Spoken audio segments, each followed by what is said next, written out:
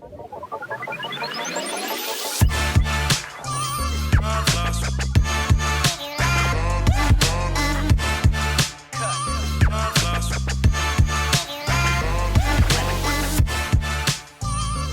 welcome back to the Transfer Portal CFB presented by NoContextCFB. We're in that weird part of the season where conference championship games are in the books. A bunch of teams don't have any football left to play. And then there's a bunch of bowl games that we're waiting for. Unless you're Army or Navy. Unless you play FCS football and you're still in the playoffs. Unless D2, D3, but we're actually not talking about that today at all. I'm sorry to those out there that wanted us to talk about Mount Union and North Central. We ain't doing that. The transfer portal's here. That's big. The coaching carousel is wild. I mean, there are poaches left and right. Stuff is going down, Mr. Dillon. Yeah, the coaching carousel's been hard to follow, it feels like, just because there's so many reports and then things change, like everything with Deion Sanders and his staff and who's getting retained, who's not, who's going after what offensive coordinator and whatnot. So that has been a little hard to follow. It just seems like every season the coaching carousel gets a little bit different. There's different elements to it, different moments where we have to be like, okay, this is something we have to get used to. And I think Deion Sanders to Colorado and everything that's gone along with that is definitely novel.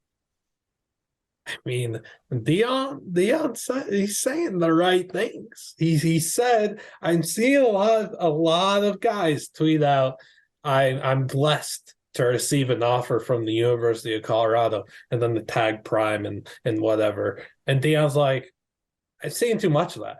Why am I not seeing more of I'm blessed to commit to Deion in Colorado? Because that's got to happen ASAP, Deion said, because these spots are going to fill up super quick and you're going to be left off the ride. Like these lines at Colorado, larger than the one at Space Mountain, man. I've never, ever heard of a coach. And of course, this is another thing I was talking about with the new stuff with the coaching carousel and the transfer portal, but I've never, ever heard a coach say, hey, you better, if you want to hit the portal, you better hit it quickly because your spot's running out. It's like, I've never heard a coach say that. I'm not necessarily saying he was wrong for saying it, but if you're like a bench writer on Colorado right now, and first of all, thoughts and prayers here right now, but I'm like, can you just imagine what's going on? You know, you had the coaching change midseason last year, worst team in the Power Five, and then now you've got Deion Sanders, and you've got all these guys that are probably going to take your spot. Like, what a crazy last 2 weeks it's been in Boulder. There's been more cameras in Colorado's facilities in the last 24 hours, we'll say, than there has been the entire season. Like, good bark, Bruin. I don't know. You're talking about like bench warmers at Colorado. I can't get it out of my head that one kid on Colorado that during Deion's talking to the team about like, yeah, no more hats in here. I don't like the same thing he did at Jackson. Like you can't wear hats if you're on this team and all that blah blah blah stuff. And then there's just this kid in the background and he slowly like takes off his hat and like crouches. It's like, hey man, you might want to hit the portal. You keep the hat on, you might be better off somewhere else. Ball State's got a few good spots open. It feels like Deion Sanders is like a middle school coach because I remember when I was in middle school, you weren't allowed to wear a hat indoors. That was like the first time I've heard, hey, you can't wear a hat Take your hat or off, whatever. Dylan. Oh, I'm sorry. I Gotta respect prime time. Too. I'm sorry. You're wearing a hat too, technically. Yeah, I want to take that. I'll put the hat back on. Support your Blazers. Oh man. Deion and Boulder. We're going to talk more about it this week. We've got an awesome guest tomorrow that will pop up. I guess tomorrow, if you're watching this after it releases Thursday of this week, you'll get to learn a little bit more about that process. But man, the coaching staff is going to be the coaching staff in Boulder is going to look really, really different. I have a feeling we're going to see something like an Arizona type turnaround where they're probably not going to be, not as drastic as I would have guessed, because I thought Arizona would have been a team to sneak into a bowl game, but they're going to gain people's respect and they're going to probably pull off an upset or two in the Power Five. I think that's the easy way to say it, but I want to go further than the easy way. Like I want to take the hard way. Like with the amount of talent that Dion's going to be able to take in, like impact talent right off the bat, and already knowing that he's got Mike Zimmer there as DC, and he's bringing in Sean Lewis as the OC, and Shador the Shredder is their quarterback, and we know they're going to get some dogs at receiver. Like 6 wins, I think, is super doable. I don't care about that Colorado brand anymore and how bad they were last year. It's a whole nother era. Like that branding doesn't matter anymore. This is all prime time, showtime stuff. 6 wins, 7 wins could easily happen. And then Dion's looking at a nice new spot in 2024. Truth be told, that's what's going to happen. But I think Sean Lewis as their OC could be one of the most underrated pickups of the entire cycle. That's an excellent hire.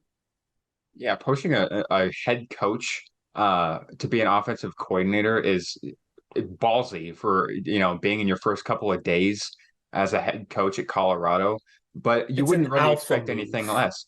Yeah, you wouldn't expect anything less from prime time, but it's a fantastic hire. I'm happy for Sean Lewis, and you're kind of seeing the repercussions of it at Kent State as all their Mm-hmm. offensive players, whether it be the trenches, the playmakers, Colin Schley, the quarterback, all hitting the portal. So Kent State's going to look quite different next year for sure in the MAC.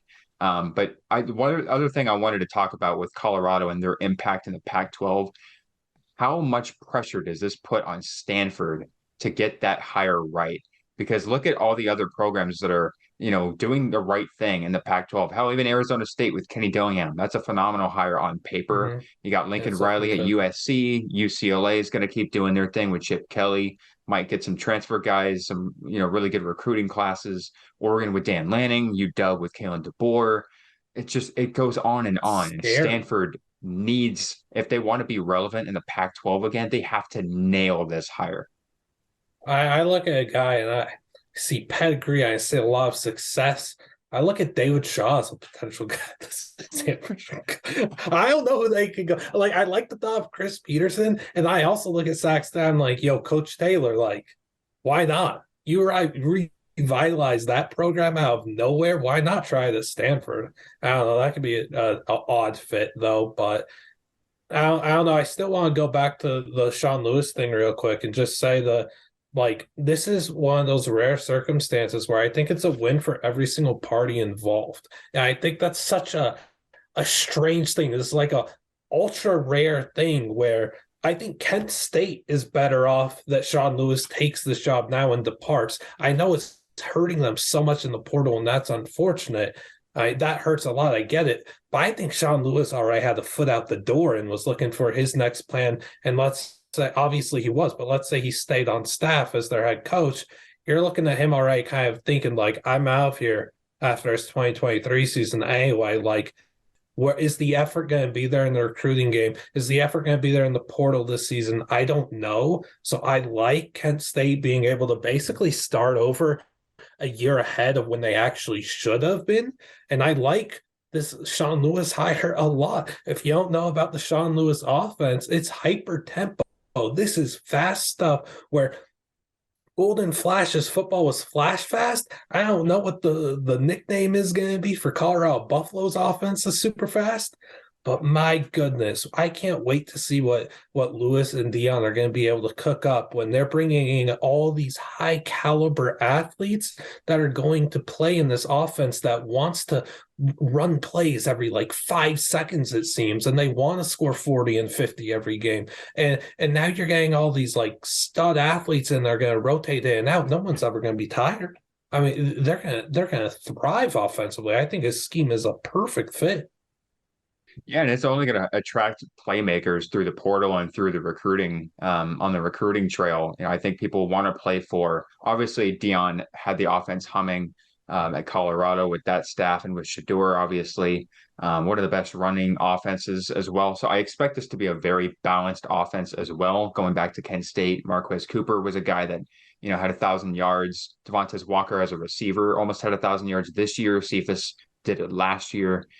There's a couple other things I really like with this hire, and one of them is that Sean Lewis has experience turning around a program because when he came in 20, I believe he was 18, Kent State was 2-10. It was a really bad team, and then next year they went Mm-hmm. 7-6. won the Frisco Bowl. A couple years later, they're in the MAC championship. This year, obviously, they had a disappointing year in the MAC, but the MAC had a lot of really good teams, a lot of surprise teams as well. They were And Kent State killed by obviously had injuries exactly, and Kent State had extremely brutal, as probably as tough as anybody had a non-conference schedule to start off in the with. history of college sports. That was a ugly one. No, I don't think any Group of Five team would have escaped that without at least one loss. I mean, the other thing though, I'm sure, yeah.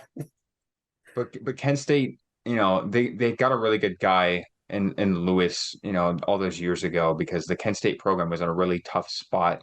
But the other thing that's nice about Lewis is he's got a lot of experience for a guy who's only 36 years old. I mean, he was the offensive coordinator at Syracuse, so he's got that Power Five experience, which kind of seems to be a requisite for a lot of these coaching positions. A lot of people want that Power Five experience if you're a coordinator or head coach, and he's got it. I think this is a really, really good hire, and I expect Colorado to get, like I said with Arizona, they got a ton of playmakers in the portal. Last year, USC did the same thing. I think we could see, that type of attraction to this Colorado team and offensive scheme that we're expecting to see. Like if I'm Dorian Singer, I'm heading there right now. I would have already committed on the spot. The second I got that offer, I would have done it. But, kind of shifting focus here. So we're not only talking about Deion and Sean Lewis. There were some other interesting moves in these last few days, like Scott Satterfield, dude. I think Louisville comes away with the W there. No kidding. I mean, I know Satterfield had a lot of success at App State. Like I feel like that's kind of getting swept under the rug because of, the college football is a very what have you done for me lately sort of thing. And he was on the hot seat for a lot of that Louisville tenure in the last couple of years.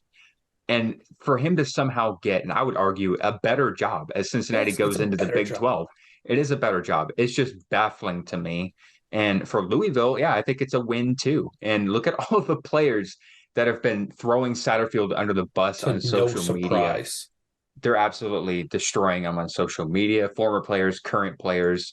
It doesn't really give me a great feeling for Cincinnati heading into the Big 12. I know they're still going to attract talent. I know they're probably still going to get a couple transfers. Some guys might still return. They're probably still going to be a good team in the Big 12. Satterfield would not have been my choice. I kind of felt like it was a little bit of a settle. I still think there's potential because we know what he did at App State. And there were times at Louisville where it was like, okay, maybe he's not a bad coach, but it just was never consistently there at the Power Five level. And in a conference like the Big 12, I think some of those issues that he had at Louisville with the inconsistencies, obviously they had injuries last year or this year, technically. It feels like we're in a new season already. Yeah, we are. And it feels like those issues that he had at Louisville and the ACC are going to be amplified in the Big 12 with Cincinnati. Like if you can't put up points for a Cincinnati team that hasn't had necessarily an electric offense over the years, they're really going to struggle. It doesn't matter how good your defense is, in my opinion. If you're not putting up points with, the Texas, the Kansas State TCUs, you're going to struggle. Yeah, I mean, what have we said so long about Satterfield for like 2-3 years now at Louisville? That playbook doesn't fit. Like, okay, it fits on a napkin, but like 80% of the napkin is still blank. That playbook is so slim. I don't know. I hate that hire. The thing that I've been saying about this coaching carousel is there's not many teams swinging for the fences. There's a lot of teams trying to bunt for a hit. Why? Is one of them. I think Scott Satterfield is like you're trying to just lean in with 2 strikes and take a hit by pitch, and that ump's going to ring you up for strike 3. Like I just think that's a ridiculously bad hire. Alex Golesh was on the board. If you actually wanted a bright, young, innovative offensive mind, you should have called up the Russian ginger because that dude's got a bright future, and that guy from Russia's just going to have to do his thing in South Florida, which is a tough job. I think it's a great hire for South Florida. I don't know if it's going to pan out because it's a very tough place to win, especially in this current state of the Florida programs, right? It's going to be tough hill to climb, but man, there's just, I don't know, like UNLV today with Odom was kind of a really took me by surprise. I thought, I don't know, Tulsa's hire of Wilson was also just like, I don't know. I don't know what I even call that. Like, you're up at bat like three times. The other team's got a perfect game going, and you didn't swing your bat once. Yeah. I mean, going back to the Gullish South Florida one, I think that job becomes even tougher because of everybody that's coming into the American next year.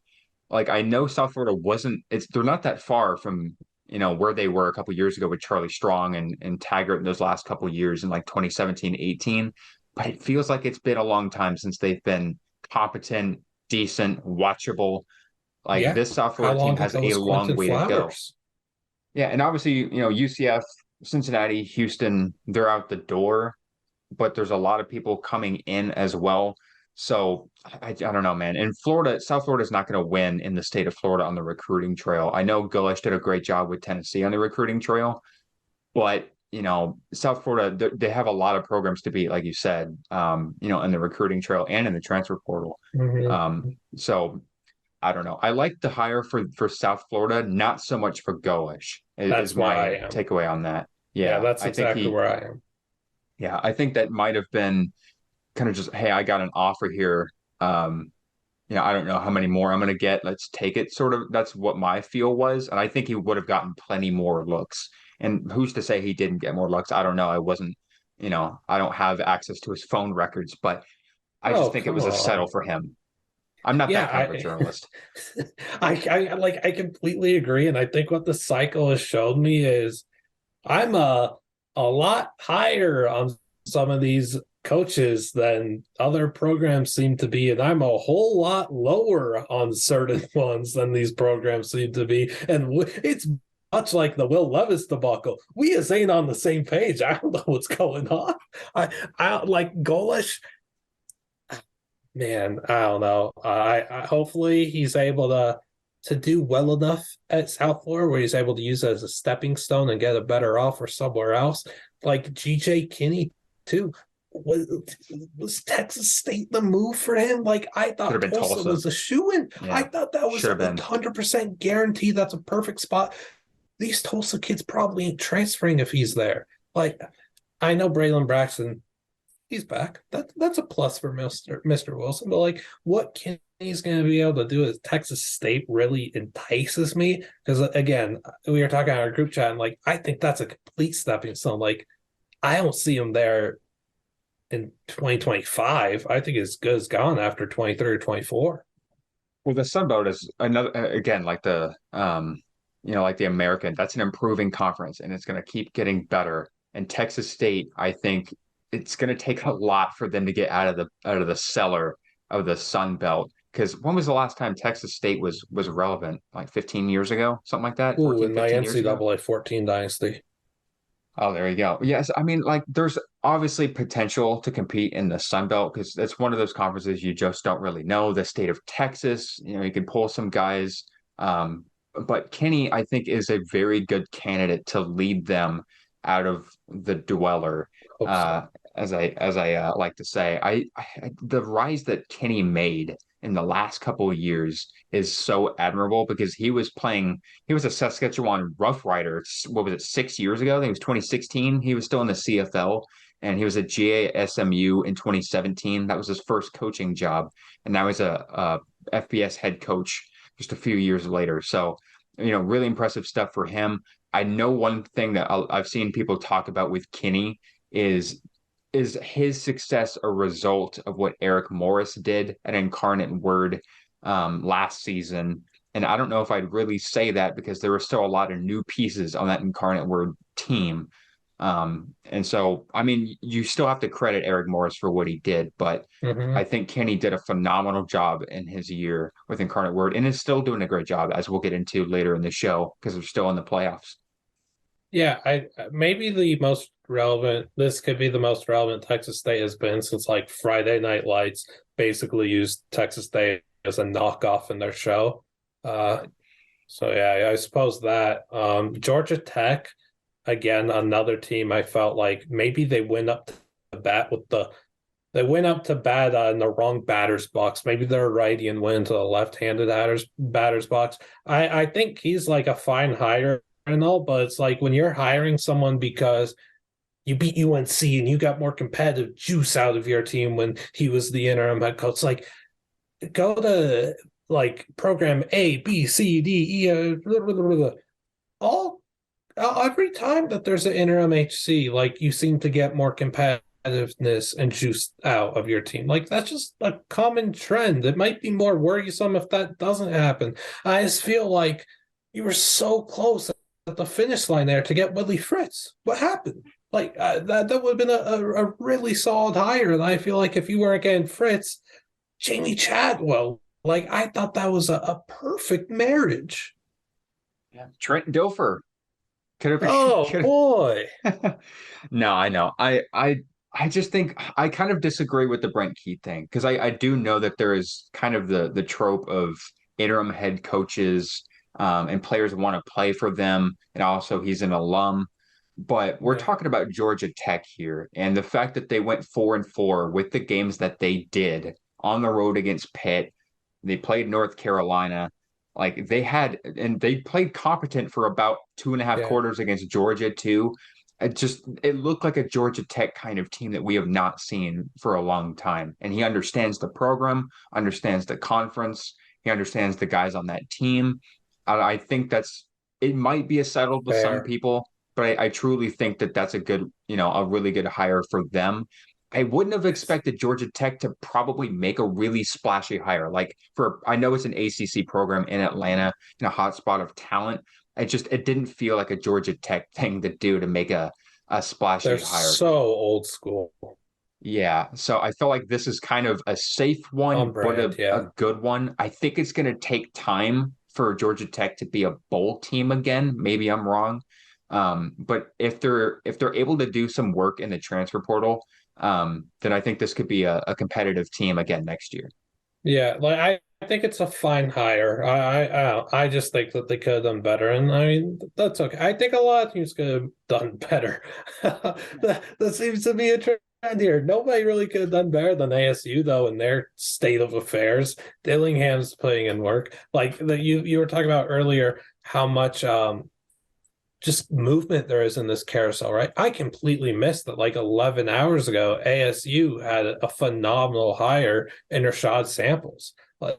He's going to be their wide receiver coach and passing game coordinator, one of the best recruiters in the country. Yeah, and Dillingham going to him. I mean, he's 32 years old. I think people needed to talk about that because his rise is another one that I think is really impressive. He has a lot of great experience already. And he's an Arizona guy. If you watch that press conference with him, you know he cares about that program, about that state, about that university. And I think he was a perfect fit. I don't think there's any more programs. I don't know how many programs I can say have made a perfect fit with their head coaching hire. Like that's an A plus. I really don't. Yeah, I think so. I mean, yes, he's 32 years old. Yes, he's never been a head coach before. But I mean, the recruiting speaks for itself. And I think Arizona State has been losing when it shouldn't be losing because a lot of people, when you look at Arizona State, you say Arizona has a phenomenal array of high school talent. They're really, really good high schools. They're very, they rank very highly. They bring a lot of offensive talent out of Arizona. And Arizona State has just not been very good on the recruiting trail. And Kenny Dillingham, he was able to do it at Oregon, was able to do it at Florida State, Auburn, Memphis. Like this guy is a recruiter. This guy is a people, like he's a player guy. He wants to win for his guys, wants to win for the coaches in that building. And he's just energetic. And I think he fits everything that Arizona State used to be back in their heyday. Yeah, and it's like again, in their current state of affairs, it was going to be hard for them to pull off like a really good hire. So, dude, getting Dillingham, this is perfect. You get someone that really, like, he's completely aware of the NCAA investigation and everything and the punishments. He's like, okay, we'll brave the storm. Once that's through, watch out because ASU is going to shoot up and it's showing. But these hires that he's making are incredible. They're going to recruit so well when these maybe even when these sanctions are there, they're going to recruit very well. Dillingham, phenomenal hire. I guess before we leave the coaching carousel talk, I don't know. We could figure out something like, I feel like our favorite hires already been said, though, is the issue. So the least favorite hire or most underwhelming, maybe? Or like I'll tell you, man. one that you expect to crash and burn that others aren't expecting? Coastal Carolina with Tim Beck Oof. was a awful move. It was an absolutely dreadful move. Yeah. And here's the reason that I think they were a team that should have made a splashy move. Because look at where they're probably going to be. They might lose a lot of talent. Josiah Stewart already entered the portal. Grayson McCall might go to the draft. They still have some young talent. Jared Brown is going to be a phenomenal guy in the years to come if he doesn't enter the portal, hopefully. But this program is on the rise. It's going to keep being on the rise. This is a phenomenal program with a lot of talent, and they should have made a big hire to get people's attention. Tim Beck, the NC State offensive coordinator, does Snore. not move the needle at all. It doesn't. You It doesn't fit the slept through it. program. You got poked with the needle and just slept through it. Because like what does he have to show for being an offensive coordinator in the Power Five? He was at NC State for what, 3 years, something like that. They've never had a very Always highly underwhelming. yeah, never had a highly regarded offense, even with the talent that they've had. They've had moments where like, hey, this could be a really good offense, but that's always where it's been at NC State, is The it could receivers were be. dreadful this year. It was the same thing in Texas when he was there. It just, I don't know, man. And I know So Texas had a lot of issues when he was the OC there, but I don't know. He's never done anything to be a head coach to me, not yet, yeah. anyway. Where would And you maybe have I'm. what hire would you have made then? Uh, I mean, who's to say they didn't throw the bag at Chadwell? Because I really don't know if you Yeah. could have gotten much better than Jamie Chadwell. I can't But believe he left. yeah, the Liberty one, that's another one. I mean, good for Liberty. I don't think it's great for Chadwell. Um, No, it's such an odd move. I like trying to think of who Coastal could have like made a splashy hire with. There's one name I can't get out of my head, and it's Cadillac Williams. yeah, Like I think that's not a that bad would one at all.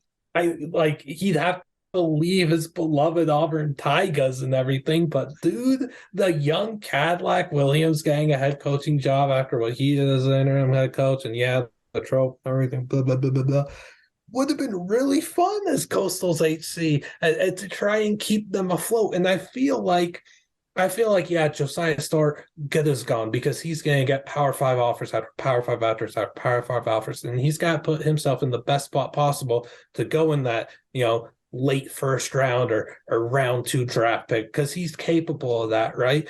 But Cadillac, I feel like, would have been able to get so many of these kids back and recruit well, and would have been a fun start for him in his journey as a head coach. I mean, that's like where I'm at for a splashy hire. I think they could have done that. I take that over Tim Beck. What every single hour of the day? Yeah, I mean, Dolish, I think if he would have asked me at the beginning of the coaching carousel cycle, I would have said Dolish would have been my favorite for Coastal. I think that would have been a phenomenal fit. Yeah, He has experience with explosive offenses because that's really what Coastal should have focused on, was an offensive minded head coach. And I guess that's the one part they got right. But but like, is he though? Because it's they it's didn't so improve. weird. It's I don't so know, man. weird that the team that has gone through this just up and up, the skyrocket these last few years, and it's been done with what? Chadwell's unique offensive scheme, this triple option concept, something so rare in the game. And it's like this has been beautiful football, and they've had really good players, but oh my goodness, just dive into the offense, watch a little, and you're mesmerized at what they're doing. And it's like they're gonna be boring. Yeah, I mean, a Troy Taylor maybe Coast to for coast, Coastal too. Yes, coast to I mean, coastal. but I think Taylor's deserving of getting a job like that. I know he's deserving. I know you probably mentioned he was a Power Five guy as Stanford, well. maybe, I think. Stanford, yeah, I think that's definitely a splash. I don't think a lot of people on the national scale would probably raise their eyebrows at that because I know a lot of national people aren't paying attention to what Sac State's doing out there. Definitely not saying it's a bad hire. I don't Brent think you would have Brennan gotten in the said. door with Garrett Riley. I really don't think that would have been possible. Which Um, is funny because I think goal like I've complimented Riley a lot all season. I still think Golish is way better. well, if Goish if settled for South Florida, I feel like if Coastal would have called him, I feel like that should have been a no-brainer. Yeah, I But wonder what offers Riley's gonna get. oh, It's I don't like know, man. I don't think he should have won the like I thought that was Golish's award to win as the top assistant. I don't know. I don't know what some of these voters are watching or the blah blah blahs. I don't get it.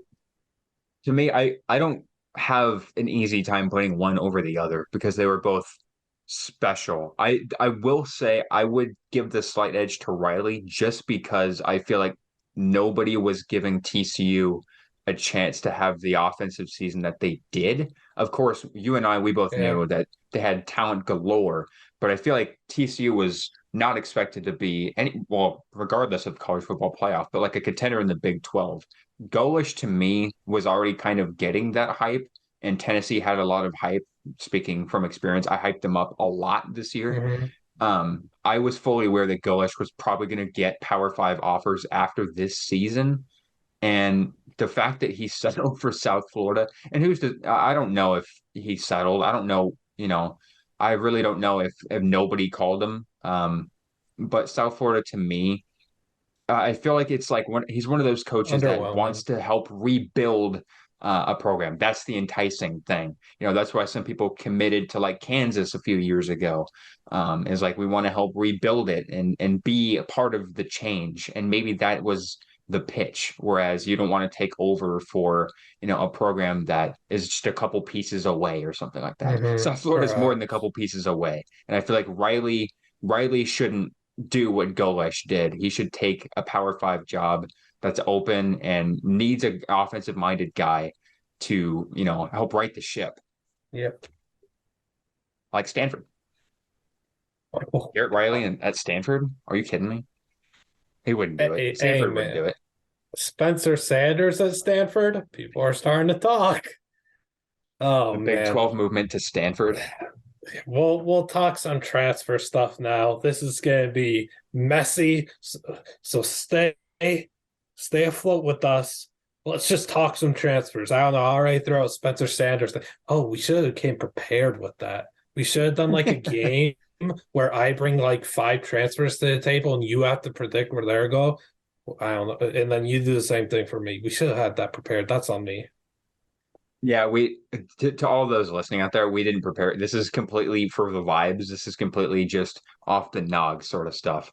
So, I mean, I've been locked in on the transfer portal for the last couple days. I have not gotten a lot of sleep because I've just been, locked in on everybody that's coming in and out. And the one player and we talked about him earlier in the show, one player that really surprised me, kind of two, but one mostly was Dorian Singer, leaving Arizona, and then Jacob Cowing returning to Arizona. Because I thought Jacob Cowing, we talked about it a little bit last night when we were talking. We thought Cowing was as good as gone. We thought he was going to get that 1 year at the Power Five level, Top Pac-12 50 level, pick. put up 1,000 yards and just and dip and get his bag because he's an NFL receiver now, I think. I really hope that this move doesn't hurt his NFL draft stock, because we've seen it all too often where guys could easily get drafted and then come back for another year, hurt their stock. I really hope that doesn't happen. But for Singer, I mean, his freshman year, I saw the promise, but Arizona's quarterback situation and offensive situation was gross. They had like four different quarterbacks, and none of them were good. And those receivers just were in an awful situation. And then this year, he comes back, leads that team in receiving yards, which is nuts given the talent that they had. And he just looked like a complete receiver. And the fact that he's already getting so many Power Five offers, Colorado included, is just evident to the people that are taking notice of how good this kid was this year. And even the year before, he was a playmaker in 21. Just nobody cared because Arizona was terrible. Mm-hmm. And Dorian Singer to me is going to be one of the most fascinating names because I think he's an instant plug and play guy no matter where you put him. Good size at 6'1", great hands after contact, after the catch. Like this kid can do it all. And I think he's, in my opinion, like a top 3 receiver in the portal right now. So that's one guy I'm going to be locked in on for sure. Dude, giving like a top 3 receivers names in the portal is probably the most difficult question I've been asked since like 7th grade math tests. Like that ain't easy. You have Cephas in there who's getting offers from Georgia. You're getting Tyrese Chambers is in there, Grant Dubose, Corey Crooms, like Dorian Singer, like I'll take Thornton. Dante Thornton. There's 900 other names that we could talk about. That's so difficult. There's so many dogs. Yeah, man. Ollie Jennings is another one we got to talk about. I didn't even. I forget. Like, yeah, there's so many. Yeah, DeBose is another one that's really enticing to me because we've talked about DeBose a lot throughout the year and probably last year too. And if that guy had a competent offensive system to work behind, like if you throw him in Colorado, boom, sky's the limit for that guy. Like he has an NFL recipe right there is to head to Colorado and play for probably Shedeur Sanders. I don't know. Dion seems to think he's going there. Yeah. Dion seemed to say in his first presser and point to Shedeur and say, "This is your quarterback." Shedeur, already seen in Colorado hats and everything, but hey, man, make the move official. Like, what are we doing? Are you planning visits to, I don't know, the Cordon Bleu, UCLA, SC, Arizona State, Kansas State? What's going on? Oklahoma State? Shedeur, commit to Colorado. Your father said himself, stop saying I'm blessed to receive this offer. You better commit right now before your dad fills up the quarterback spot. And now the conversations at dinner are getting real awkward. Oh geez. Can I make a bold prediction that passed through my head yesterday? So you have going one to bold quarterbacks. prediction left on the season. Okay. I have a feeling, and this is just a feeling, and I've been high on Kansas all season long. I feel like one of Jalen Daniels or Jason Bean is going to transfer and be a Heisman candidate where they go next year. That's how I feel. Gosh. That's how I feel. Heisman candidate? Where though? I don't know. Jason Bean, Oregon State quarterback, is not going Heisman candidate, and we've named that one a good bit.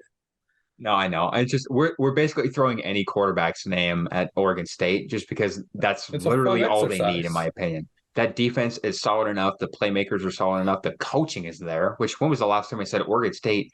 The coaching is there for Oregon State. It just hasn't been that way for a long time.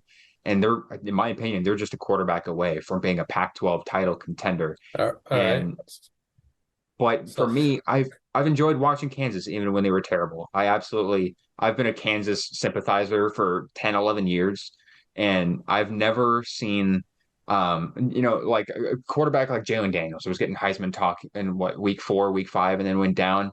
And Jason Bean stepped up, and I feel like nobody was talking about Kansas or Jason Bean anymore. The mean string Bean, but he was doing some work. And it's stuff we hadn't seen from him in his entire career. The way that he was able to just throw, like we hadn't seen that from him. His success was all built off his running. Yeah, and he was letting loose. That was the biggest thing for me with Bean was it felt like before he was anticipating, not anticipating, what's the word I'm looking for? He was pushing a little too hard, was kind of what I thought in his first couple of years at Kansas. He was trying to make the perfect throw all the time. He was trying to make the big throw all the time. And he was more accurate this year. So he made some of those throws that he was trying last year, but he just was a better decision maker, more sound, more poised. And that's why I kind of feel like, he could lead a Power 5 program and be a really explosive player. And Jalen Daniels, I have all the hype in the world for Jalen Daniels. It's one of my favorite quarterbacks in the country. My chair is falling down. Hang on a minute. You struck an idea when you were talking about Oregon State as a quarterback away. So you tell me, can Oregon State make the Pac-12 championship with the man who demanded the house from them, JT Daniels, Oregon State quarterback? I don't think he's the quarterback away. Okay, Zach Calzada. No. I like Calzada, but no, I don't think so. Um, Mike Wright. possibly. I like Mike Wright a Possibly for lot. the Teletubby fanatic. I I did not know he was a Teletubby fanatic. He That's he interesting. he did a TikTok where he went to class on Halloween at Vandy dressed up as the red Teletubby, and he was all sad because no one else on campus dressed up. Sean. Dude, we need to bring him on for an interview just to talk about that. I know. No, I like Mike Wright a lot. I know a lot of people's eyes will go to his numbers, and Vandy did not have a ton of offensive talent to work with. I like Will Shepard, I like Ray Davis, but I feel like aside from that, they didn't have a lot. And obviously, he battled injuries as Yeah, well, and of course, it's Vandy. Um, but I think Mike Wright is another guy who could really take a huge step up and be a same. really, really good quarterback next year. Oh, nice, Bruin. Yeah, Bruin agrees. 100%. Bruin knows ball. Yeah. Dude, gotta keep the game going. Brian Armstrong. I don't know how to feel about Armstrong because when he entered the portal, I'm like, good for him. But like wherever he goes, and Oklahoma State is one I feel like could make a run at Brendan Armstrong now that Sanders is gone. Wow, the wrong OSU. You played the game wrong, man. No, I know. I don't know about Armstrong because he had such an incredible year in Yeah. 21 and such a bad year in 22. And it's not all his fault and it's not all his credit for 21 either. Um, but I think there's still some juice left in Brennan Armstrong. And I think there's a lot of talent at Oklahoma State, specifically receiving talent. I feel like he could be back to 2021 Brennan Armstrong at Oklahoma State.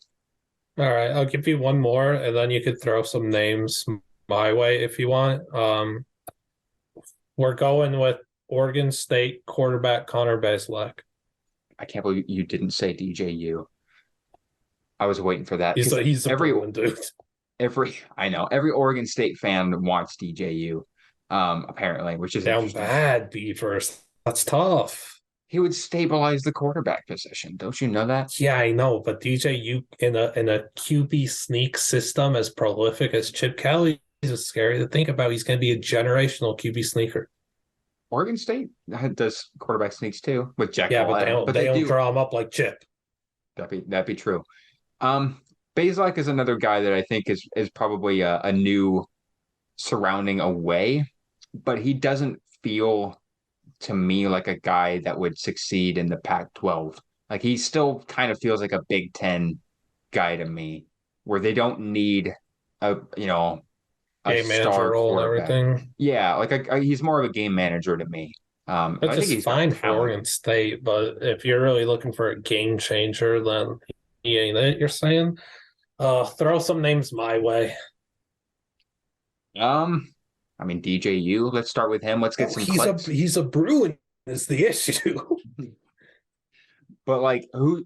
How would you know that Oregon State wouldn't make a run after him? Because if he's got really good experience, he knows Power Five. He's still a capable If quarterback. I still believe that. Is he a piece that Oregon State, I don't could think potentially believe in?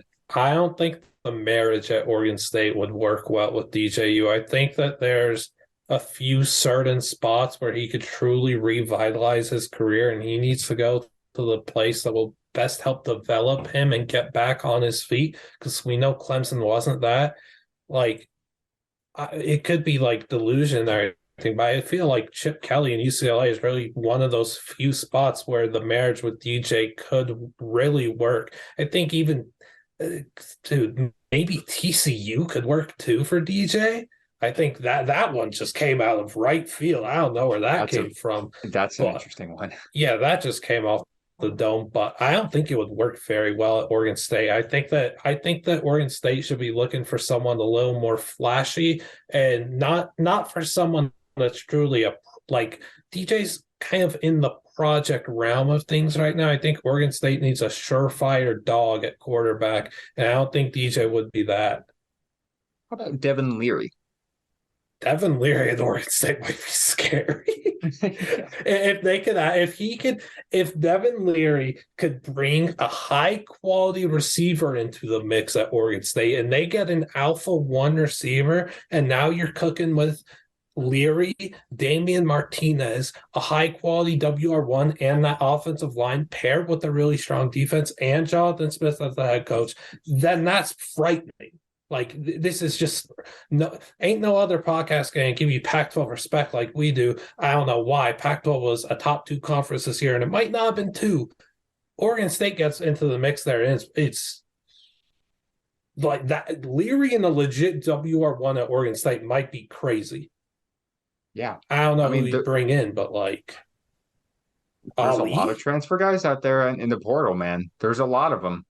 I've said this already. I think there's only a couple pieces that Oregon State needs, and they've got some veteran receivers that are on the way out. Luke Musgrave, the tight end, is going to the draft, I believe.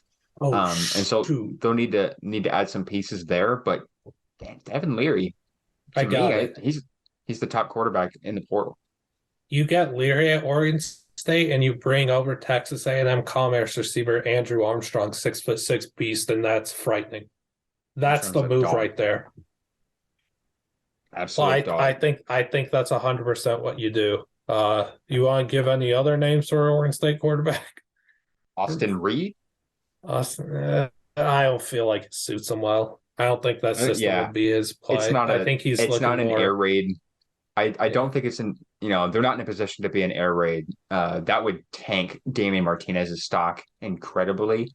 But he is a mobile quarterback to me. So I don't feel like he would need to be in an air raid pocket passer system to succeed. Just so much stuff under center, though. I don't know where Reed will play. I think I would have told you Coastal's a potential spot until the Beck hire. I don't know. Like, Oklahoma State for Reed kind of makes sense. That's a bit of a fit there. I'm really not sure what happened. Slovis at Oregon State.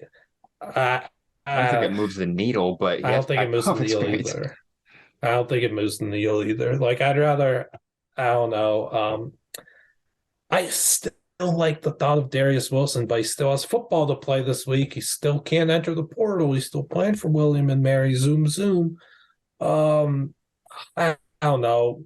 And Schuster brought this one up too. Another FCS guy, friend of the portal, Mark Gronowski. Yeah. Are we going to talk about FCS playoffs in the show at all? Eventually, the coaching and transfer stuff was just kind of so fun. I don't know. Like, I know. We've only been talking Oregon State quarterback world. We've talked about 3 teams. We've talked about Colorado, Oregon State, and Kansas. And ASU. And ASU. So yeah, we gotta diversify it a little bit. All right. Let's do that thing where we just find spots for players then, because I thought that was a kind of fun idea. I'll just give you one and you let me know what you think, and then you give me one. I'll let you know what I think. Shunderick Powell, where are you saying the North Alabama running back? I feel like, well, I shouldn't say I feel like, I know for a fact that his size is probably going to turn some folks off, which I hate. 5'7". I hate that he's going to get that against him, and he's an FCS guy. North Alabama didn't have a great year, but the numbers that guy put up were nuts. He absolutely shattered North Alabama records, and he was phenomenal all season long. I think he was like top 3, top 5 in the FCS in rushing, and they have a lot of amazing running backs in the FCS. With that said, I feel like he deserves to be at a school who focuses on the run game, because he's not so much a threat out of the backfield. So I feel like he's got to be a guy who has a stout offensive line, and he can run between the tackles or outside, because he can definitely do both. I still feel like Coastal needs a really good running back. And I feel like NC State has kind of that, back and forth balanced offensive attack that Tim Beck's probably going to bring there. So maybe Coastal's a good one. Liberty's a good one too.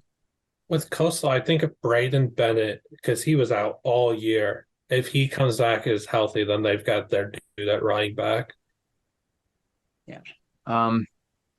Is Keaton Mitchell going to the draft? I don't know, but one thing I wanted to do after this, after we threw a few players around, was throw out some players that we want to see in the portal, and he's one of them. Yeah. But I mean, if he yeah, goes to the portal or the draft, I don't remember if he's eligible, actually. That's one thing I he need to figure out. is eligible. I believe he's a redshirt sophomore. Okay. Um, yeah, East Carolina could be one. Boise State could be another one because I think Kalani is Ashton Chauncey graduating. is going to be real good. The true Sure, Derek freshman. Powell's real good too. I don't know. I think a Uh, really good group of five team is probably the correct answer. Um, I just want to see him thrive and get touches because he deserves it. yeah, all man, trying to find a spot for him is tough, but like UTSA maybe. They didn't really have a true RB1 this year. There were injuries, and I didn't feel like they truly had a top dog at running back. I feel like he'd fit in nicely. Yeah, I definitely think so. Um, Let me kick one to you. Um, how about the coldest? What do you think the coldest The Crawford goes? coldest to ever do it. Yeah, The coldest that's to actually ever not his do middle it. name. It is now. I mean, I don't know. I feel like he'll go SEC. I mean, we know he was an LSU dude at one point, but Mhm. I really don't know much about the coldest to truly give a fair thought here.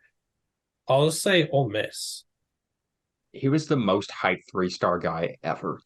Because, Yeah, like, I mean, with a name like that, and he was really a talented receiver coming out of high school. So the fact that he was a three-star really surprised me.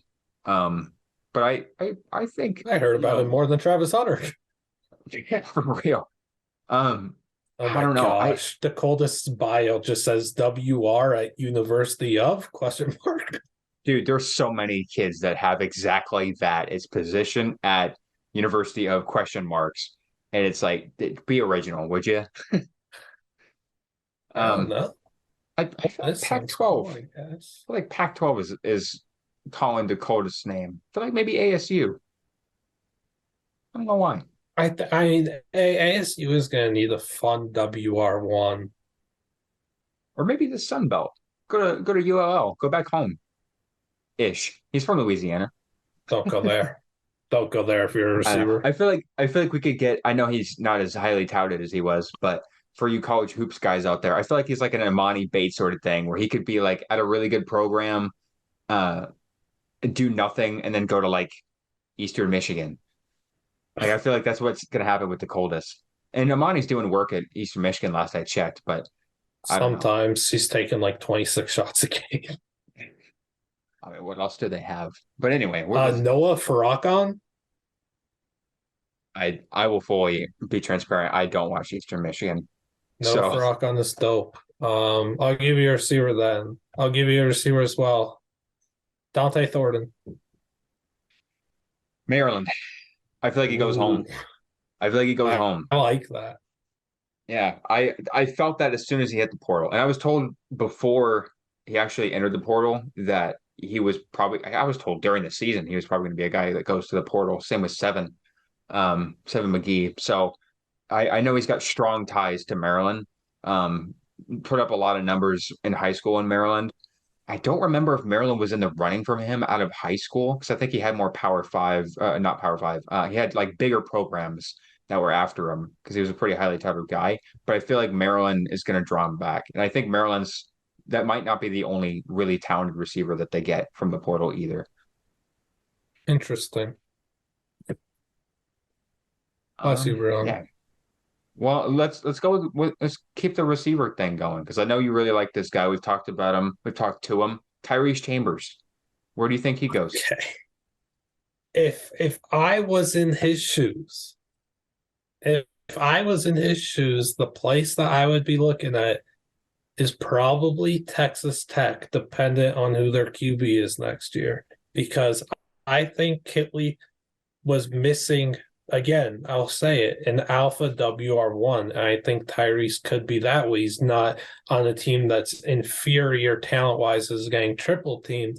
I think Texas Tech is a very fair option. Heck, TCU was another one that I think would move the needle pretty well, and you could just stay in the Big 12. Like Baylor, maybe. Like I feel like there's a few Big 12 schools that make a lot of sense for Mr. Chambers.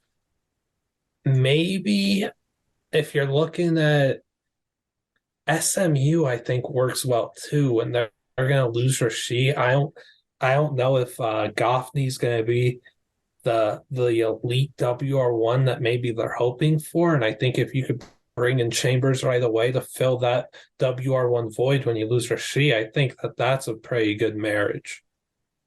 They throw out an interesting one, and he does have an offer from them, so it's not that out of the blue, but UCF is kind of an interesting one to me, with John Rice Plumlee coming back, still got some good receivers. They lost Ryan O'Keefe to the portal. I feel like they might be in the hunt for a receiver, and I don't think he would get double, triple teamed out there at the bounce house. I No, kind of hopefully like that not. fit.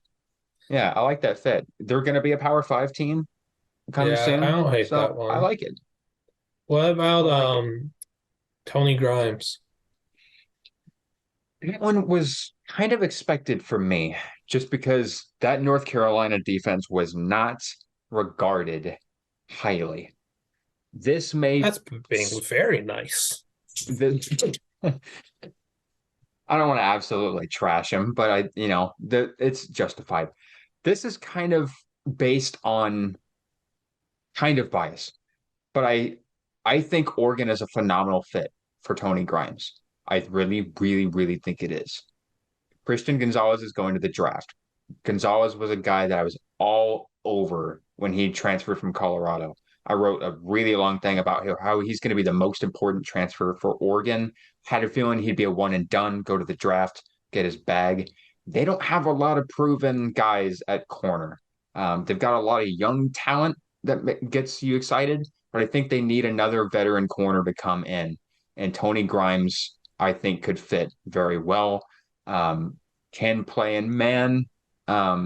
Is a playmaker, one of the few playmakers in that secondary for North Carolina. Still a Mhm. lot of talent. I mean, he was a top 10 player in that class before he reclassified. So the talent's there. And I think Oregon would be a really good spot for him. So Yeah. they put that out there. All right, give me one name, and then I guess we could make game picks. All right. Let me give you Cornelius, Johnny Cornelius from Rhode Island. That Oh dude, my if you God. guys don't know about this guy, he's getting every offer imaginable. Like he might be the hottest name in the portal right now. So Yeah, so I know he has like offers from everywhere. Oh man, let me figure this out. Let me 6'5", see. 310. I want to see. I just want to look at some of his offers. Um, Oregon could be in play there too, because their entire offensive line is graduating. that's fair. Of course, you give a They did offer him. potential Oregon dude. I love seeing Northeast FCS dudes though up there in the Northeast. I'm saying, not the conference. Get some legit Power Five offers like Jared First did, and the Johnny Yeah. Cornelius is getting that. Yeah. He's from Penn State, Harlem. Florida. Hmm.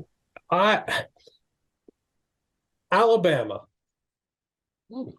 Why not Alabama? He's gotten an offer from there, right? Doesn't look like it yet, but Okay, that I yet speak is it the key into word. existence because we're seeing some Alabama guys leave for the portal and stuff. Why not? I think Alabama could use some help on the offensive line, especially after this year. Bryce was running for his life. He was getting hurt. That wasn't fun.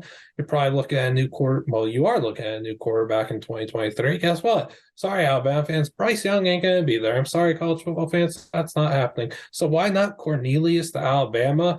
That's a really good spot to develop as you're going into your junior year. So you're draft eligible now. I mean, how big is he again? Like 6'5", 310. Like you're a behemoth. Alabama puts offensive linemen in the NFL time and time again. You're going to play SEC football, learn from the best. I think that's a fair fit. If I'm not allowed to say that powerhouse, then oh man, South Carolina maybe. Yeah. Florida. I feel like he's an SEC guy. Yeah, I feel that way too. Sorry, Cal. They just hired a Texas State guy. Jake's Babel, Yeah, thank you. which Could think of his which name. is See, a Texas hire State. that I don't hate. I kind of like the hire Yeah. I mean, he was kind of set up for failure at Texas State, which is why I fear the whole Kenny and thing. set But himself up for failure by not recruiting high school. But so, but how much success would they really have had? But again, one recruit is better than zero. yeah, all right. That's enough coaching and transfer talk, I suppose. I'm sorry. There's more content though. Just look at our website and all that fun stuff. We have game picks to make. There's FCS football playoffs going on, real high quality football. There's 3 games on national television. One of them's only on ESPN Plus, and it's, I hate to say it, the most exciting matchup of the FCS slate is on ESPN Plus. Doesn't make sense. And then there's Army Navy too. Some say it's the best brand of football that there is, and some say it's the worst. True. I lean towards the latter. Oh So man, what are we starting with? Samford NDSU. Like, this is a high level game. By the way, if you don't know, the top 8 seeds in the FCS advanced, boring, chalky, blah blah blah. So this is Samford is the 6th seed. They only lost to Georgia 33-0. Super impressive. Got one of my players to watch in the FCS this postseason, Mr. Flavors, is like a 5'6", 5'7" DB, got an interception in their first game. They're playing mighty NDSU, who should beat Arizona if it weren't for coaching failures at the end and that fourth quarter. And yeah, blew their double-digit lead to South Dakota State. South Dakota State's elite. And yeah, it's Samford NDSU. This is a slobber knocker on Friday. Yeah, that Arizona game still befuddles me because that was the first time in college football history that a Power 5 team upset an FCS team. It's got to be. But good for Arizona. Good for Mr. Fish. Anywho, the performance that North Dakota State had last week was beyond impressive. They ran the hell out of the ball. And Samford has been extremely vulnerable against the run. They got torn up by Southeast Louisiana, gave up almost 400 yards in that game as well. Now, I'm not going to say North Dakota State's going to put up 400 yards again, but I think if anybody in the FCS that's left is capable of putting up back-to-back 400-yard rushing games, it's probably North Dakota State. Mm-hmm. Cam Miller has been a touchdown machine on the ground. We already know what Lupke can do. Kobe Johnson. Williams was doing work. Lipke's out. Lupke's out? Oh, dang. Out for the year. Shoulder surgery. Gonna miss the Senior Bowl. A dagger right through my heart. Heartbroken. Dabber. Like Dabber. Anyway, I'm picking North Dakota State. Yeah, I mean, North Dakota State's a 16.5-point favorite for a reason, and I picked them to make the national championship game for a reason. I think Matt Entz is just, he's such a stellar coach, and I don't think NDSU could have a much better coach than they have with him. The offensive line play, they're just going to move you out the way. It's great, though. It's very interesting with how well Samford handled themselves against the SEC trenches against Georgia. Only losing 33-0 to Georgia is super, super impressive.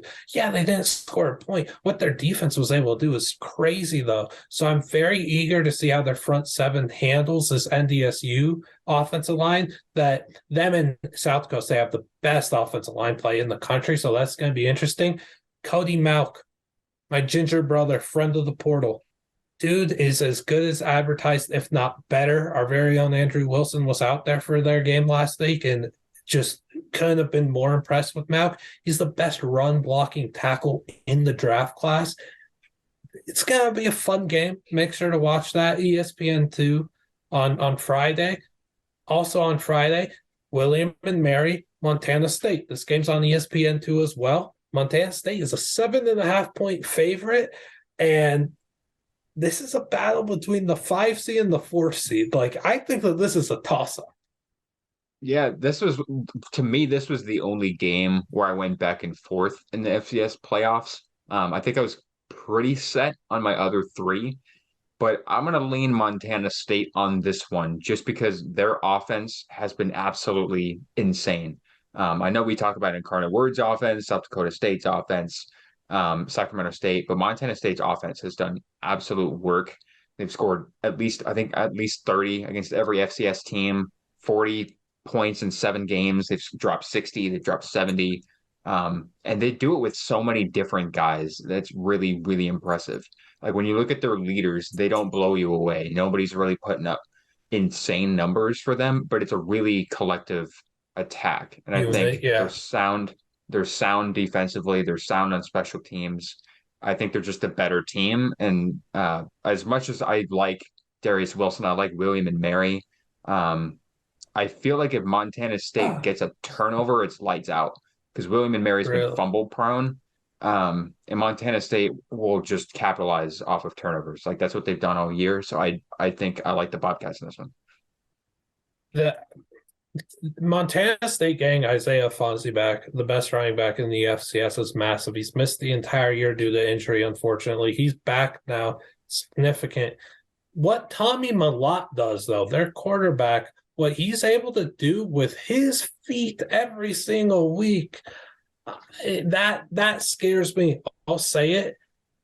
I'm gonna go with the upset, though. I'm gonna go with William and Mary. Like, I truly believe that this game is a toss-up, and I just think that this William and Mary offense could be tough to defend. It's not like the coastal triple option concept, but there's a lot of fast-moving parts here, a lot of motion, a lot of triple option looks that they'll give. I think that could really give a defense some hurt, especially when they probably haven't seen it much all season. And Darius Wilson, the lefty quarterback from the Bronx at William and Mary. I'm going to keep talking him up every single chance I could get because I truly believe that this guy needs to enter the portal when his season is over. Hopefully for him, it ends in a national championship. He needs to enter the portal and he needs to go out somewhere in the FBS where he could throw out some NFL or CFL quality tape because he is good enough to play in the pros. I believe he's just a sophomore. He's got dual threat ability. I think one thing he does need to work on is his throw power.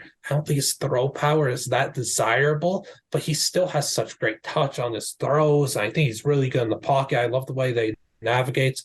I think he's a stellar watch. I'm excited to see what he could do on Friday night national television.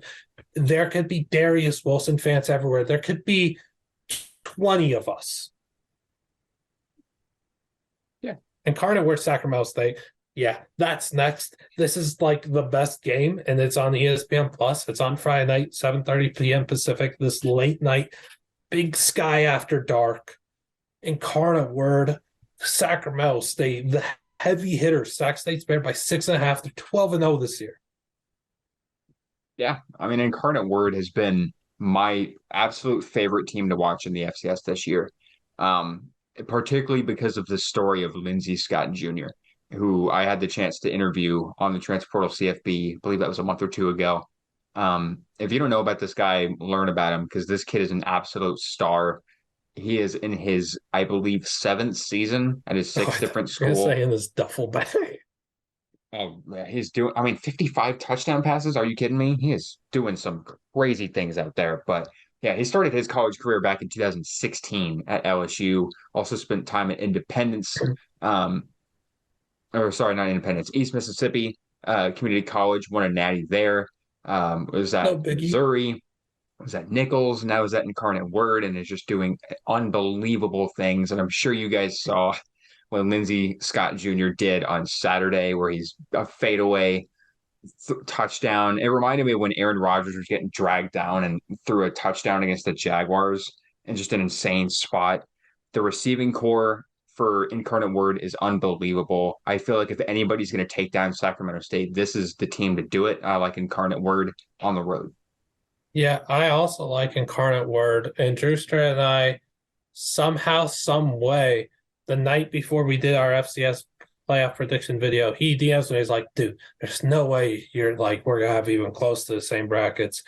Like, we had the same Final Four. It was all so similar. We both had Incarnate Word again here. I had Richmond beating Sac State last week, though, and that was an opportunity squandered by the Spiders. I don't think Sac State could keep playing these close games and keep getting away with it.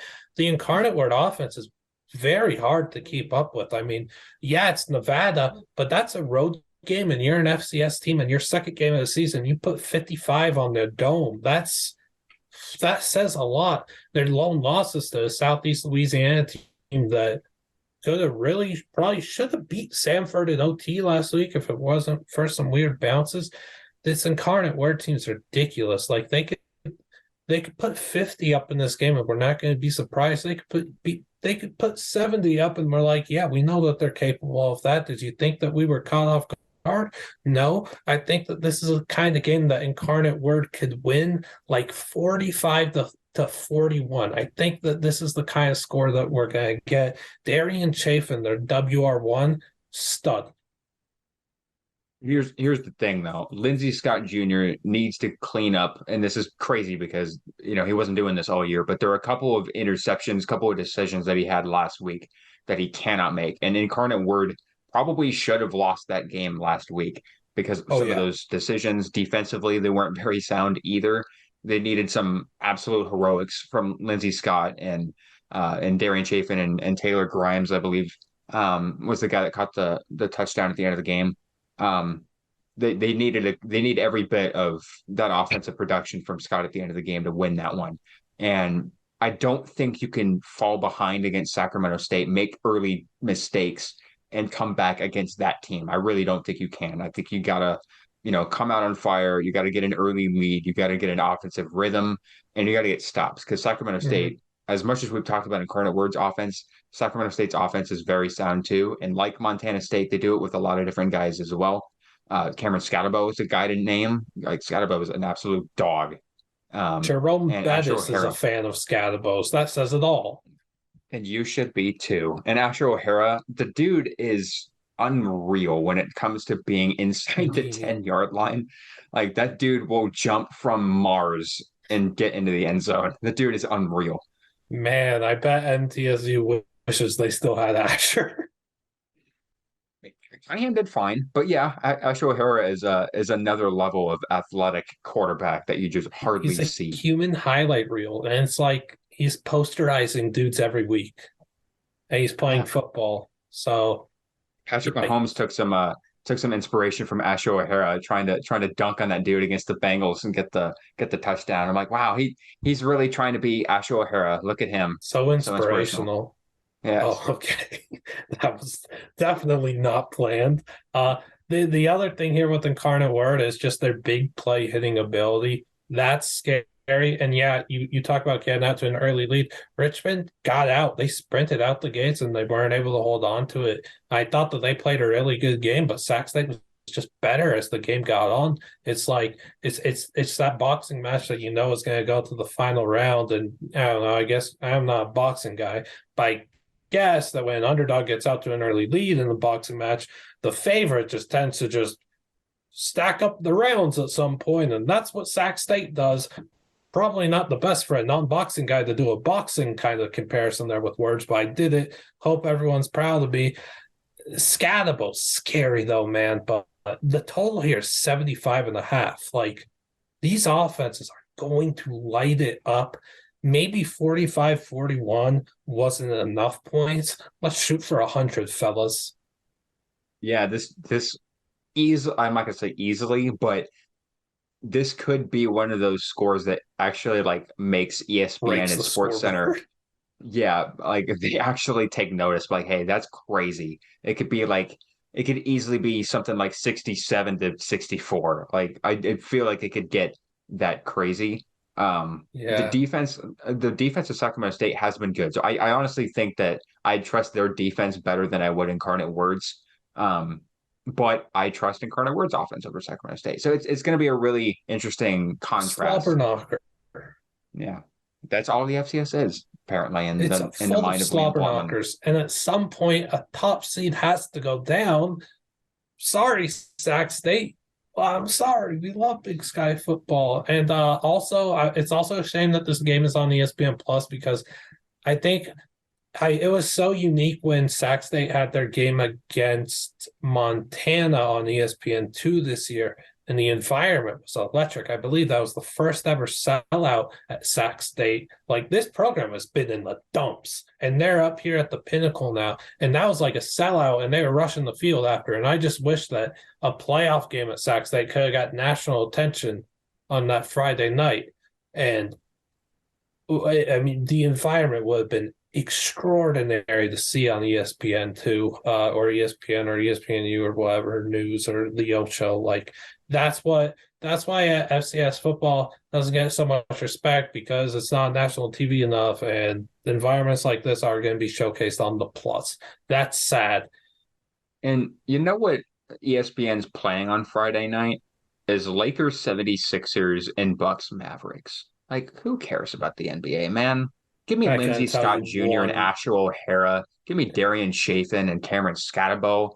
Come on, man. What are we doing out here? Who wants Giannis and Luca? Who wants LeBron and Embiid? I couldn't tell you one player on any of those four teams, but I could tell you about Ladarius Wilson and Latami Mellett and Lindsey Scott Jr. Like, these guys are dogs, and they need the stage. Saturday, though, there's one FCS game. It's very odd how they went with a 3-1 split. Maybe it's because of Heisman stuff, but it's also like, yo, maybe you should have just taken one of these games and put it on the Saturday for a double header, and that way they're all on national TV. I guess it's not smart, though. I guess we're not marketing geniuses. This is undefeated Holy Cross, they beat Buffalo, many might recall, off the Holy Hail Mary. And you have 11-1 South Dakota State, who, if it were not for a barrage of injuries, would have beat Iowa. Yeah, I mean, I think it's really hard to pick against South Dakota State, given the way that they're playing on both sides of the ball right now. I mean, defensively, you're not going to find any better defense really outside of Jackson, Mississippi. I like South Dakota State in this one. However, I do think Holy Cross will probably keep it close early, and then I think South Dakota State will probably run away with it later in the second half. But yeah, don't sleep on this Holy Cross team, because that is a damn good team. Yeah, I think that Matthew Sluke is a really good quarterback. I think that this game could be close, because South Dakota State South Dakota State and North Dakota State this year have just tended to play a bit closer than maybe some games should have suggested. So I could see that happening again. But, like, I love South Dakota State. They still don't have Adam Bach at linebacker. I'm not sure if he's going to play this week or not, but that's an NFL linebacker without a doubt. They have a nasty front seven on defense, a really good secondary. The Yankee twins at receiver. Isaiah Davis is the top 2 running back in the country. Gronowski's a stud. Tucker Kraft at tight end is finally healthy and balling out. Like, this is just a team that has too many dudes, and hey, the 7-3 Iowa result, where there wasn't a touchdown in the game, South Dakota State could have maybe legit competed in the Big Ten West this year and, like, put up a fight and maybe got to Indy and played in the Big Ten championship, knowing how that garbage division went. Like, I think South Dakota State just has so many high-level FBS players at an FCS school, and that's kind of what people are used to with North Dakota State. But I like South Dakota State. I'll give like a 31-16 kind of score. I think that's still very respectable for Holy Cross. I know it's not what their offense wants, but I feel like with South Dakota State's ball control and just run game, that they don't want Holy Cross to have the ball very much, and when they do, I think it's going to be tough to move on them. On the Jack, so 31-16 I'll go with. One thing that I think will be a really important X factor is how South Dakota State will go about containing Matthew Sloka, because the guy's a quarterback and he rushed for over 1,000 yards. And I don't really think I might be wrong on this, but I don't really think South Dakota State has really played a dual Aside threat from quarterback. Like NDSU. Yeah, but Cam Miller didn't even run in that game. I think he ran like 8 times in that game. I'm blanking on the backup quarterback's name on NDSU. I don't know why I can't think of his name, but he came in a decent bit in that game to run the ball, and they played it a little too cute when the NDSU was up double digits, and the backup came in I don't know why I can't think of his name, but he came in and like everyone's expecting run and like called a pass and he threw a pick inside the Oh, 15 and like uh, momentum completely shifted. yeah, Peyton. I don't remember his first. Okay, Yeah, yes, yes. yeah, but yeah, I mean, Sluka has been consistently running against essentially everybody in the country. There have been a number of games where he's gone well over 100. The Fordham game, I know he was running on them like crazy. When that game went to overtime, he was going off. So Sluka's athleticism is going to be a huge X factor in this game. And again, we've talked about how much talent there is and production there is on South Dakota State's team, but Sluka has been a guy who can kind of not single-handedly do it because they have a lot of talented receivers. Um, but he's a guy that can take over with his arm or with his legs. And I think if they're going to win, he's going to have probably 300 passing yards, 100 rushing yards. Like he's going to have to go nuts in order to keep them in this game and to somehow win this game on the Yeah, road. he's gonna have to go bonkers against one of the best defenses in the country in FCS. And Sluka, you are ginger, man, so you could put on for our people, but I am rooting for the Jacks, and that'll take us to Army Navy. Well, It's not I as fun. yeah, we kind of went from here to but I will never pick against Navy in this game. Because my dad served in the Navy, my grandfather served in the Navy. I can't pick against the Navy, but they haven't played in a month. Like that's the last time they played was when they upset UCF, and that was no It's October so 20 weird. something, not November or November like 19th or 20th or something like that. That was a long time ago.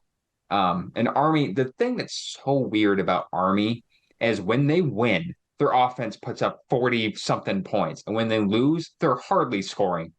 So I think there's kind of a keys to the game there. Hey, if you're Army and you want to win this game, score some points. It'll do you some good. And if you don't have the defense apparently to do it. They've been in really close, low scoring games that they just don't win. Like I think it was against Troy.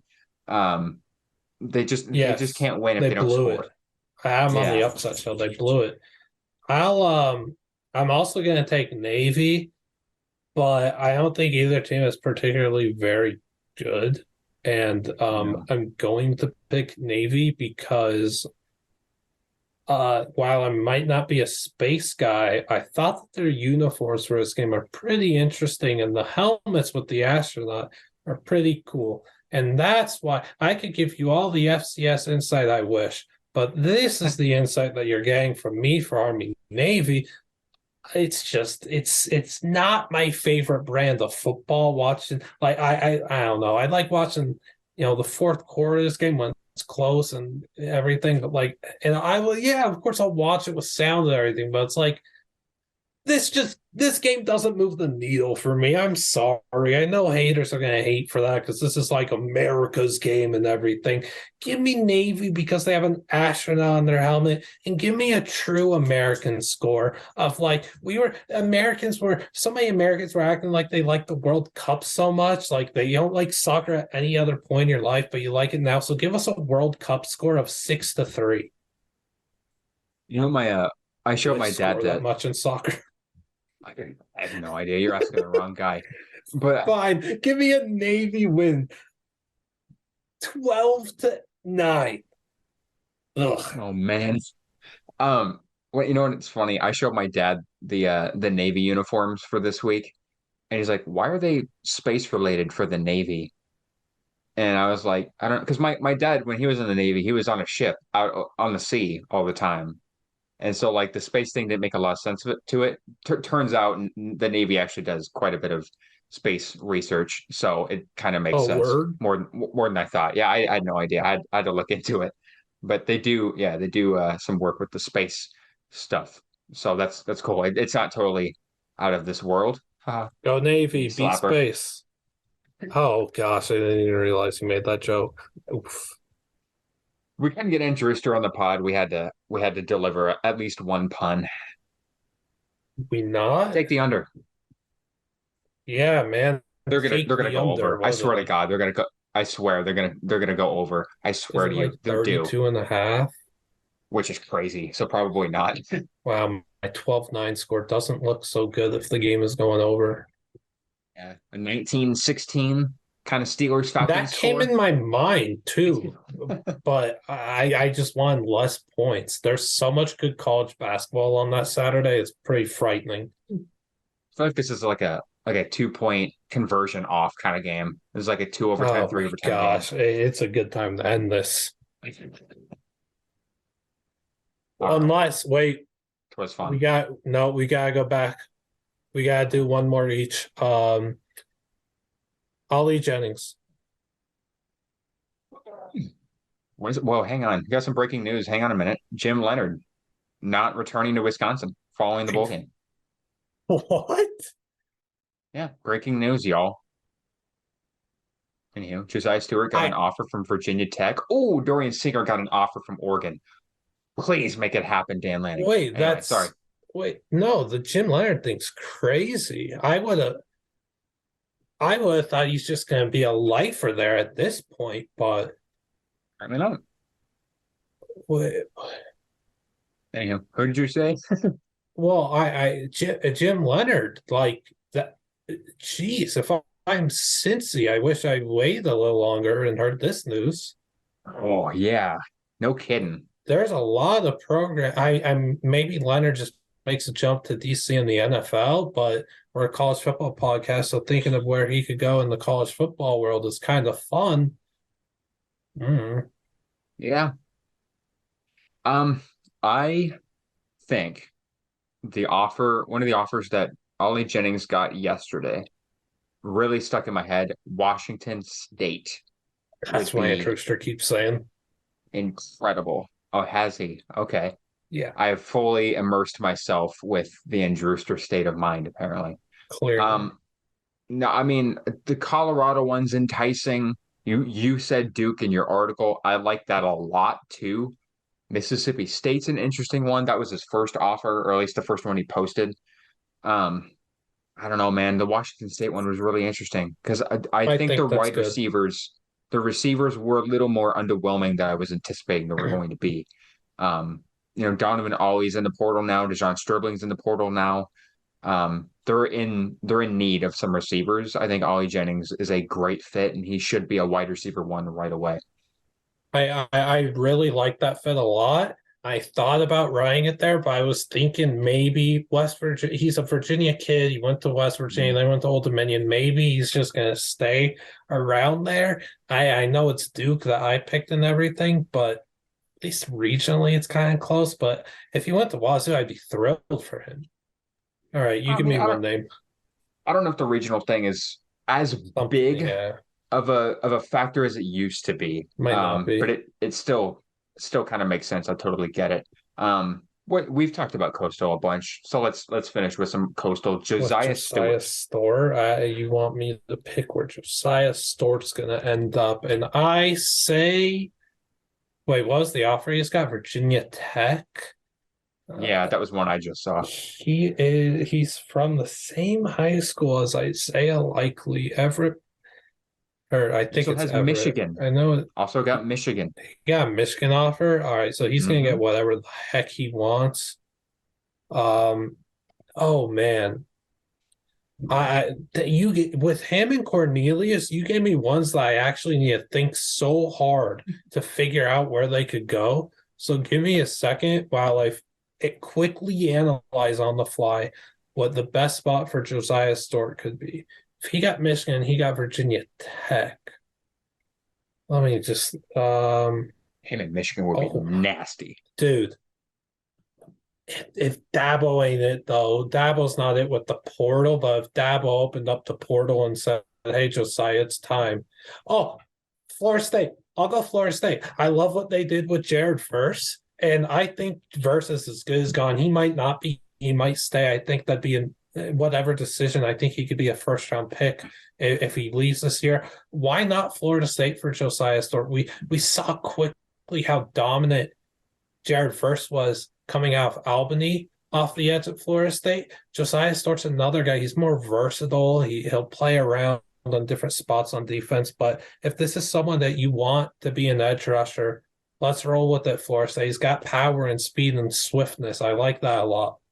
We can be the very first to report because it literally just popped up a second ago. Josiah Stewart's been offered by West Virginia. Okay, well, that's not. I thought you were going to say Florida State. That would have been sick. All I would right. have I would have walked out of here if that just popped up. No, I didn't even refresh it. It literally just refreshed on its own, and he got West Virginia. So they're starting All to roll right. in for Josiah. It's very promising to see a lot of these guys at the group of five level who didn't even have like ideal 2022 seasons still get so many great offers.